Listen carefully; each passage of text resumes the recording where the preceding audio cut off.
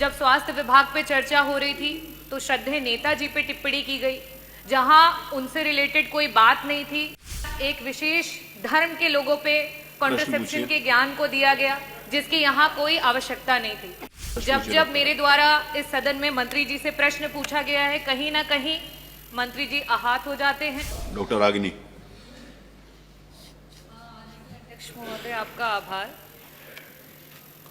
स्वास्थ्य विभाग से जुड़ा हुआ मेरा प्रश्न था और इससे पहले भी कई बार स्वास्थ्य विभाग का प्रश्न मैंने सदन में पूछा।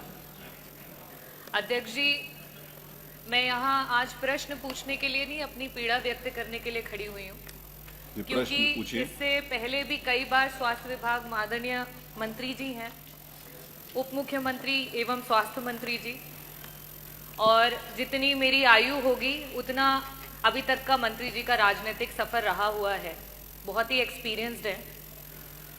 जिस समय ट्रॉमा सेंटर की बात की गई इस सदन में, विपक्ष ने जब सवाल किया तो आदरणीय मंत्री जी के द्वारा कुछ ऐसे शब्दों का प्रयोग किया गया जो वास्तविकता में सिर्फ इस सदन की नहीं, प्रदेश की और विभाग की जो गरिमा है उसको क्षति पहुंचाता है।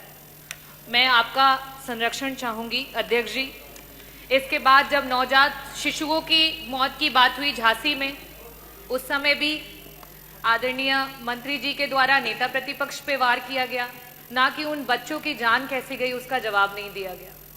अभी हाल फिलहाल में वापस से जब स्वास्थ्य विभाग पे चर्चा हो रही थी तो श्रद्धेय नेताजी पे टिप्पणी की गई, जहां उनसे रिलेटेड कोई बात नहीं थी, और साथ ही साथ एक विशेष धर्म के लोगों पे कॉन्ट्रासेप्शन के ज्ञान को दिया गया, जिसकी यहाँ कोई आवश्यकता नहीं थी। जब मेरे द्वारा इस सदन में मंत्री जी से प्रश्न पूछा गया है, कहीं ना कहीं मंत्री जी आहत हो जाते हैं, या उस विभाग के या उस प्रश्न के जवाब उस अनुसार या उस अनुकूल नहीं रहते हैं कि मंत्री जी के द्वारा इस तरीके की क्रियाएं सामने आती हैं।